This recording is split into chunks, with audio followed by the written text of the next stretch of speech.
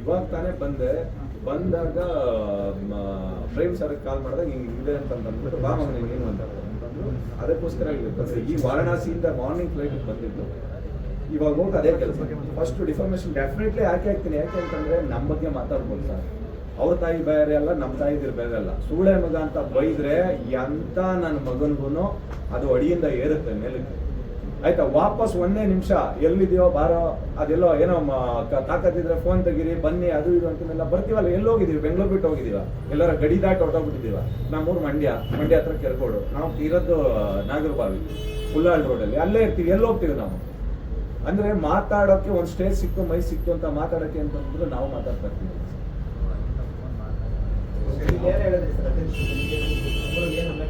ಇಲ್ಲ, ಇವಾಗ ಬಂದಿದ್ದೀನಿ, ಇದನ್ನ ಮುಗಿಸಿ ಅಲ್ಲೋ ಮಾತಾಡಿ 100 ಇಲ್ಲೂ ದೂರ ಕೊಡ್ತೀನಿ, ಮತ್ತೆ FIR ಮಾಡಿಸ್ತೀನಿ.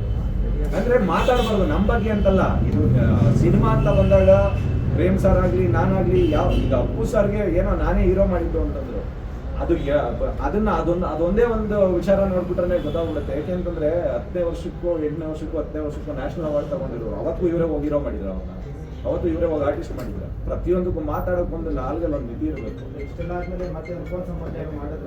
ಯಾರು ನಾನೇನು ಮಾಡಲಿ ಸರ್ ಅವ್ರಿಗೆ, ಯಾಕೆಂದ್ರೆ ಅವಾಗೂ ನನಗೂ ಸಂಬಂಧನೇ ಇಲ್ಲ. ಆ ಸಂಬಂಧಗಳೆಲ್ಲ ಮುಗಿದೋಗಿದೆ ಇವತ್ತಿಗೆ. ಮೋಸ್ಟ್ಲಿ ನನ್ನ ಪ್ರಕಾರ ಅಂತ ಅನ್ಸಿದ್ದು, ಆ ವ್ಯಕ್ತಿಗೆ ಯಾರಾದ್ರೂ ಅವ್ರ ಮನೆಯವರು ಟ್ರೀಟ್ಮೆಂಟ್ ಕೊಡಿಸಿದ್ರೆ ಕರೆಕ್ಟ್ ಅಂತ ಅನ್ಸುತ್ತೆ. ಯಾಕೆಂತಂದ್ರೆ ಮಾನಸಿಕ ಅಸ್ವಸ್ಥತೆ ಅವ್ರು ಮಾತಾಡ್ತಾ ಇರೋದ್ರಲ್ಲಿ ತುಂಬಾ ಚೆನ್ನಾಗಿ ಎದ್ದು ಕಾಣಿಸ್ತಾ ಇದೆ.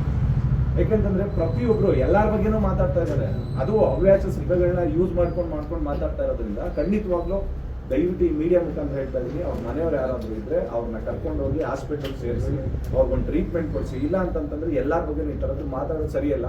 ಮುಂದೊಂದ್ ದಿನ ಏನಾದ್ರೂ ಪ್ರಾಬ್ಲಮ್ ಆಯ್ತು ಅಂತಂದ್ರೆ ನೀವೇ ಅನುಭವಿಸ್ಕೋಬೇಕಾಗುತ್ತೆ. ನೀವೇ ಸರ್ಟಿಫಿಕೇಟ್ ಕೊಟ್ರೆ ಕೋರ್ಟಲ್ಲಿ ಕೇಸ್ ನಿಲ್ಲುತ್ತಾ ಸರ್ ಮಾನಸಿಕ ಅಸ್ವಸ್ಥ ಅಂತ? ಅಲ್ಲ, ನಾನ್ ಹೇಳ್ತಾ ಇಲ್ಲ ಸರ್. ನಾವು ಅದನ್ನ ವಿಡಿಯೋನ ನೋಡಿದಾಗ ನನ್ಗೆ ಅನ್ಸಿದ್ದು ಅಂತ ಹೇಳ್ತಾ ಇದ್ದೀನಿ. ಯಾರದು ನನ್ಗೆ ಅನ್ಸಿದ್ದು ಹೇಳ್ತಾ ಇದ್ದೀನಿ. ನಿಮಗ್ ನೋಡಿದಾಗ ಅನ್ಸಿಲ್ವಾ? ಯಾಕೆಂದ್ರೆ ನಾನು ಒಬ್ಬನ ಬಗ್ಗೆ ಮಾತಾಡಿದ್ರೆ ಓಕೆ ಇವ್ರಿಗೇನೋ ನನ್ಗೂ ಅವ್ರಿಗೂ ಇಶ್ಯೂಸ್ ಇದೆ ಅಂತ ಅನ್ಸುತ್ತೆ. ಪ್ರೇಮ್ ಸರ್ ಬಗ್ಗೆ ಮಾತಾಡ್ತಾರೆ, ಮತ್ತೆ ಇವ್ರಿಗೆ ಕೆಪಿ ಶ್ರೀಕಾಂತ್ ಸರ್ ಬಗ್ಗೆ ಮಾತಾಡ್ತಾರೆ, ಧ್ರುವನ್ ಬಗ್ಗೆ ಮಾತಾಡ್ತಾರೆ, ಮತ್ತೆ ಅದಾದ್ಮೇಲೆ ಪುನೀತ್ ಸರ್ ಬಗ್ಗೆ ಮಾತಾಡ್ತಾರೆ, DK ಸರ್ ಬಗ್ಗೆ. ಅಂದ್ರೆ ಎಲ್ಲರೂ ಒಂದೇ ಸತಿ ಕೆಟ್ಟವ್ರು ಆಗ್ಬಿಟ್ಟವ್ರು. ಅವ್ರಿಗೆ ಮಾನಸಿಕ ಅಸ್ವಸ್ಥ ಅಂದ್ರೆ ಅವ್ರಿಗೆ ಪ್ಲಸ್ ಆಗ್ಬಿಡ್ತದೆ ಅಂತ ಹೇಳುದು. ಅಲ್ಲ, ನಾನೇನ್ ಹೇಳ್ತಾ ಇದೀನಿ ಅಂತಂದ್ರೆ ಇರ್ಬಹುದೇನೋ ಅಂತ. ನಾನು ಸರ್ಟಿಫಿಕೇಟ್ ಕೊಡ್ತಾ ಇಲ್ಲ, ಇರ್ಬಹುದೇನೋ ಅಂತ ಜಡ್ಜ್ ಮಾಡ್ತಾ ಇದ್ದೀನಿ ಅಷ್ಟೇ. ಬಟ್ ಕೊಟ್ಟಾದ್ಮೇಲೆ ಗೊತ್ತಾಗುತ್ತೆ. ಯಾಕೆಂತಂದ್ರೆ ಕೋರ್ಟಲ್ಲಿ ಕೇಸ್ ಕೊಟ್ಟಾದ್ಮೇಲೆ ಟ್ರೀಟ್ಮೆಂಟ್ ಮಾಡಿಸ್ತಾರಲ್ಲ, ಇವ್ರು ನಿಜವಾಗ್ಲೂ ಈ ವ್ಯಕ್ತಿ ಕರೆಕ್ಟ್ ಆಗಿದಾರಾ, ಇಲ್ಲಾಂದ್ರೆ ಮಾನಸಿಕ ಅಸ್ವಸ್ಥತೆಯಿಂದ ಇದಾರಾ, ಇಲ್ಲ ಅಂತಂದ್ರೆ ಮೆಂಟಲಿ ಡಿಸ್ಟರ್ಬ್ ಏನನ್ನೋದು ಗೊತ್ತಾಗುತ್ತಲ್ಲ, ಟ್ರೀಟ್ಮೆಂಟ್ ಮಾಡಿಸ್ತಾರೆ.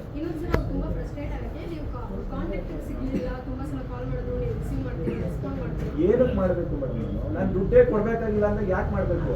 ನನ್ಗೆ ಬೇರೆ ಕೆಲಸ ಇಲ್ವಾ? ಬರೀ ಫೋನ್ ಎತ್ಕೊಂಡು ಅವ್ರ ಹತ್ರ ಮಾತಾಡ್ತಾ ಇದ್ದೇನೆ ಕೆಲಸ. ನಾನೇನು ಕೊಡ್ಲೇಬೇಕಾಗಿಲ್ಲ ಅಂದ್ರೆ ಏನಕ್ಕೆ ಮಾಡಬೇಕು? ಕೊಡ್ಲೇಬೇಕು ಅಂತಂದ್ರೆ ಲೀಗಲ್ ವೇ ಹೋಗಿ ಅಲ್ವಾ? ಮತ್ತೆ 25 ಲಕ್ಷ ಮ್ಯಾಟ್ರ್ ಸರ್, 25 ಲಕ್ಷ ಅದೇ ಹೇಳಿದ್ನಲ್ಲಪ್ಪ. 25 ಲಕ್ಷ ಯಾವ್ದೋ ಅಪಾಯಿಂಟ್ಮೆಂಟ್ ತಗೊಳಕ್ ಕೊಟ್ಟಿದ್ದೀನಿ ಅಂತಂದ್ರೆ ನನ್ನ ಹತ್ರ ಯಾವ್ದೋ ಅಪಾಯಿಂಟ್ಮೆಂಟ್ ಇಲ್ಲ. ಹಂಗಂದ್ರೆ ನಾಳೆ ಬೆಳಿಗ್ಗೆ ಬರ್ಕೊಡ್ತೀನಿ ಬಾ. ಆಯ್ತಾ?